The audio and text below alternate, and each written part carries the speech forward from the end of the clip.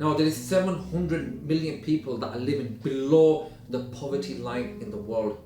Now, that is shocking. If everybody gave a couple of percent of their wealth each year to charities or to the poor, we would wipe out global poverty. But that's not the case, unfortunately, because the poverty line is still very, very high. That's almost 9 to 10% of the world population living in hunger and starvation.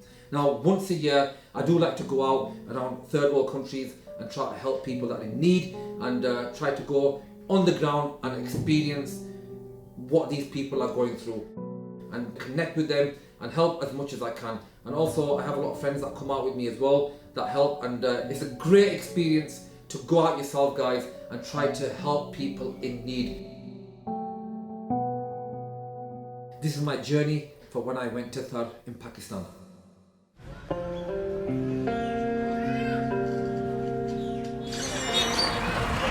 Landed in Karachi, Pakistan. So we've got an 8-hour journey from Karachi all the way to Thar. Just stopped over to pray, have some light breakfast.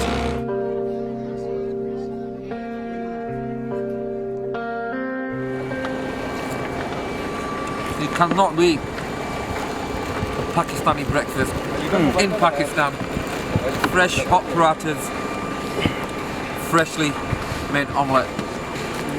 This is called Pakistan street food at its finest.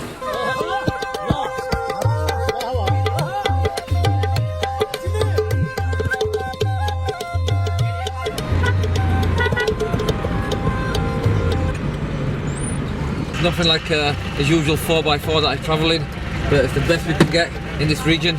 So now we'll be travelling probably another hour ahead into the villages where there's no roads, obviously it's just in the desert, so we're going to be travelling for about an hour.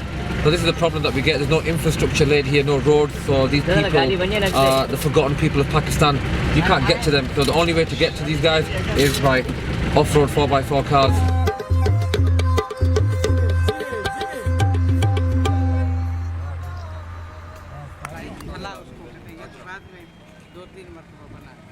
We just stopped at another well. This has been built 120 years ago and it's still going. So as you can see now, running the rope down and we're going to retrieve some water. This is an example of what the local women do here to take water. So I think having a solar panel here and a motor to pump the water out will be a great idea. So as you can see here, we've got 3 men, or well, 2 men and a young kid pulling out the water. Just imagine the local women around here doing exactly the same job and in this intense heat. So I want to help them out. Let's see how. Come on, folks, let's go.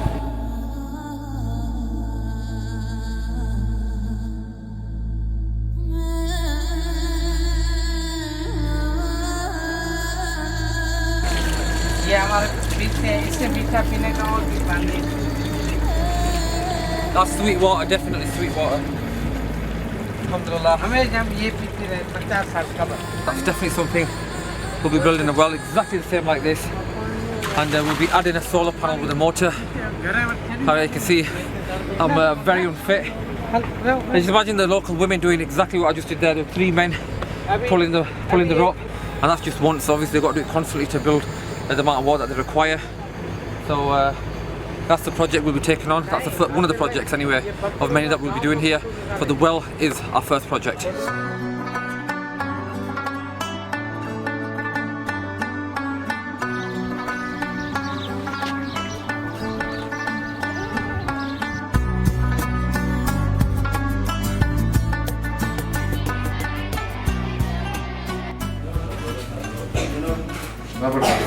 Well done. Round of applause. Absolutely.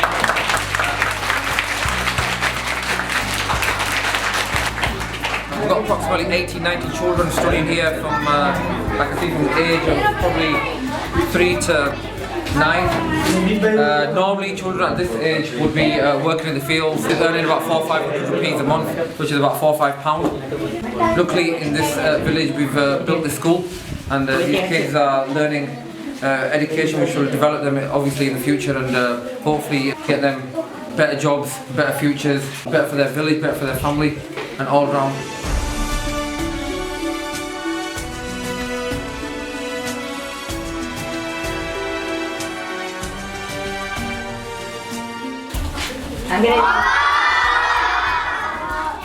Urdu में, English में। Well done, good boy. There you go. इनाम मिले वाले तो गए। Bright kid, very bright kid, very determined, very keen. Hopefully, I hope they go far in life. We'll help as much as we can. You should all help towards this cause. Because education is the foundation to any success in life or to get anywhere in life. And education is very important. So this is the key and this is the foundation.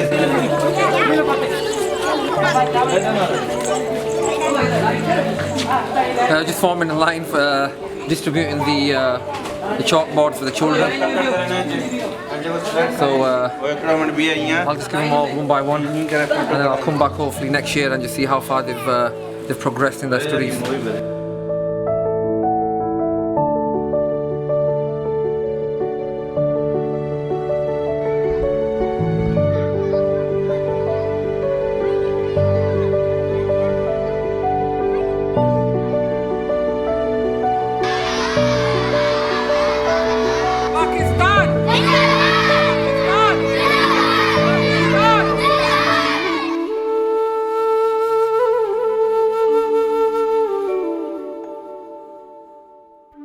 We're just doing a stroll around the village. This is the houses that these guys live in. I mean, you have to be here to really feel the heat. I'd say it's approximately 40 degrees right now, and it could get up to about 50 degrees here, probably more. We're in the middle of July, so today we're a bit lucky, not in the 40s. These are the huts that these guys live in. This is their lifestyle. This is the chairs and beds that they sleep on. So this is all they've got really, basically. You can see whatever they own, whatever they've got, everything is here. We've got the head of the village here, and I've asked him to take us to probably the most vulnerable people in the village that require the most desperate need of help. So this is another house that we're going to go into and speak to these people in here, see what their circumstances is.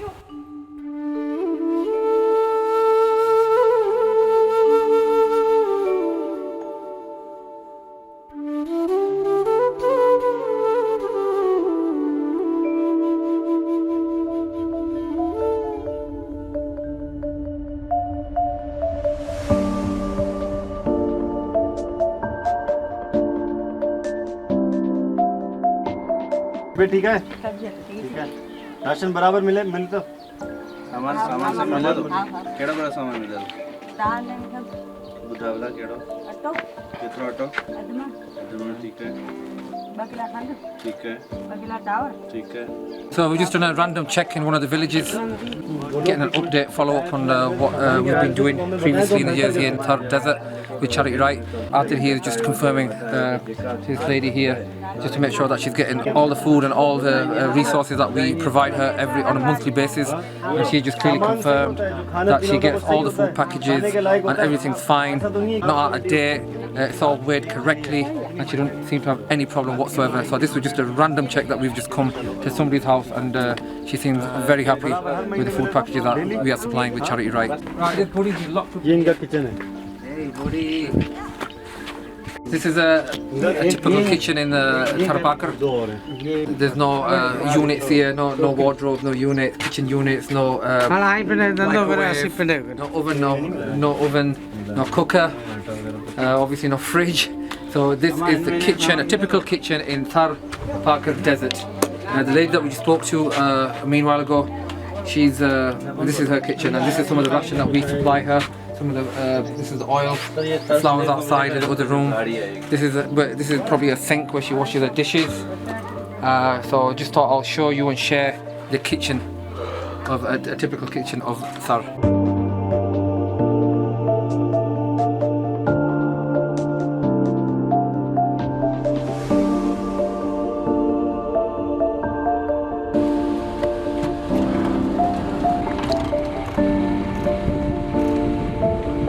देखना ही सही sir. अस्सलाम वालेकुम. अस्सलाम वालेकुम. ये doctor Jameel ये पुणे जो है. अच्छा. मदीने में बैठता है, दवाई है. अच्छा. इनका कुछ इलाज है या बस ये दवाई खाती है? ये खवाता है बस. We've got this middle-aged lady here. She's got mental health issues. She's living with a daughter who's a widow. She's got 4 or 5 children as well. They're struggling to obviously just to live a normal life here. And to live a normal life here in this village is just to eat 3 times a day and just have enough money for medicines and things like that, and they just barely meet ends. So what I'm going to do is hopefully help her with her medication, and hopefully we can find a cure for her, or at least find a way of getting her better. So we're going to send her to the city and get some medical advice from the doctors, and help her daughter as well with the children. But these are some of the situations here in this village. We've got a lot of elderly people that are suffering from all sorts of illnesses. The doctor's probably about... Doctor, कितना दूर है इधर से? 300 kilometre है. The nearest surgery here is 300 kilometers away. So just imagine if you're ill or you're suffering from something in emergency, you by the time you get there, I think you'll probably be dead, won't you?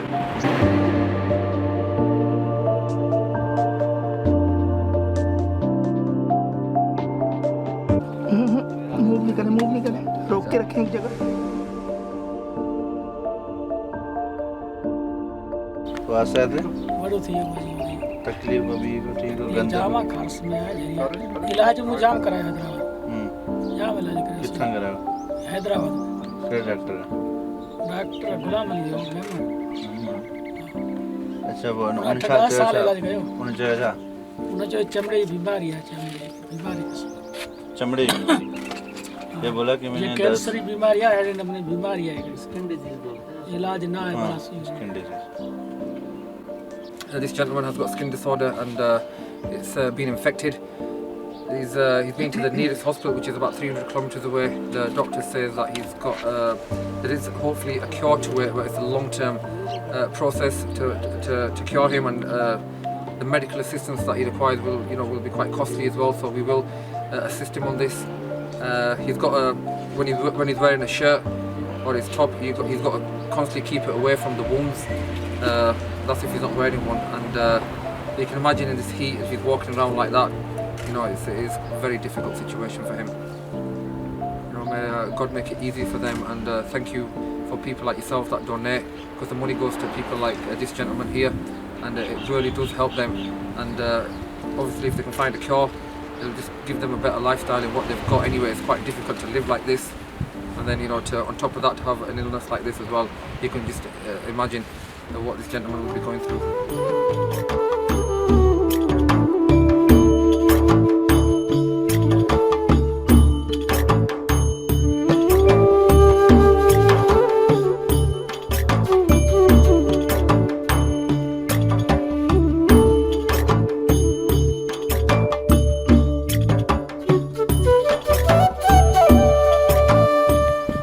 This is the kitchen for the school.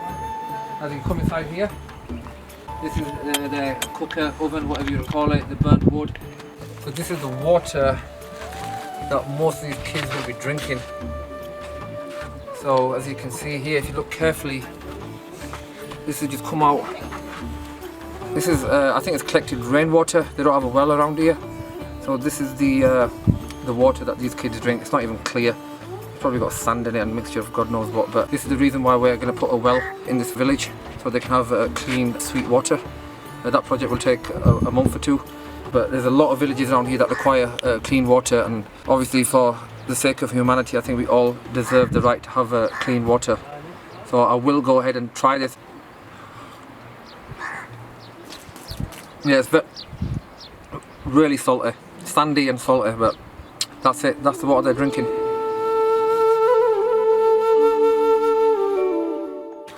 It's probably about 50 degrees in here. It's hot. I can't stand it. I really can't stand the heat. I think I'm gonna faint. It's really hot. It's absolutely blistering heat. I can't explain to you how hot it is. Honestly, I mean, I don't know if I've even got the right gear on for this work. It's I just can't comprehend how these people live here. It's just like living in an oven. It's at 45 degrees now. It's about 1 o'clock in the afternoon. Kids, that's the school that just come out of the kids' school, and you can imagine There's no air conditioning in there as well, so they're inside, the poor kids, and it's extremely hot, probably more hot than outside here. And you know, bless them, you know, they're doing the best they can with what they've got, and hopefully we're going to help them as much as we can. Probably supply them with some solar panels so they can have some lighting and maybe air conditioning, and some more things for the educational needs. Obviously, you know, thanks for donating, you guys that donated during Ramadan on my page. This is the cause, and this is why I come out here to, personally for myself, I do my own zakat and sadaqah, just have a little bit of a reflection in life for myself, and to appreciate what God's blessed me with. And I mean, I recommend anybody to come out themselves, I mean, not specifically here, but anywhere in the world, you know, to do charity work themselves, hands-on, or get involved with charity work with other charities out there, because it is extremely hard. I know when it comes to Ramadan and time to give charity, there's so many people out there, but you know, it is hard work to gather the money and to physically come out here and to see it for yourself firsthand. It's heartbreaking, it's emotional. You know, I'm holding back my tears seeing these kids here, because I've got kids similar ages, and you know, alhamdulillah, they live a life of luxury. And you know, I'm so grateful for everything that God's blessed me with, and you know, I appreciate more when I go back. You know, this is the reason why I'm here. So just to kind of just take a step back in life, because you know, we're always so busy working. We don't really focus on anything else but just work, and you know, chasing our dreams, and you know, we forget about these people. And I call these the forgotten people of Pakistan, because we've just travelled literally about 25-30 miles on a dirt track, on like desert dunes in our little 4x4s, and I mean, it was a tough ride. We finally got here, and we've come to this village, and you can see, I mean, for us to get here, we really struggled, and we had you know, 4x4s. How many people can you really help here? But you know, that's why you should support projects like this, and you know, just donate whatever you can, or even at least the minimum we can do is pray for these people and pray for their well-being, and appreciate God for everything that we have been blessed with.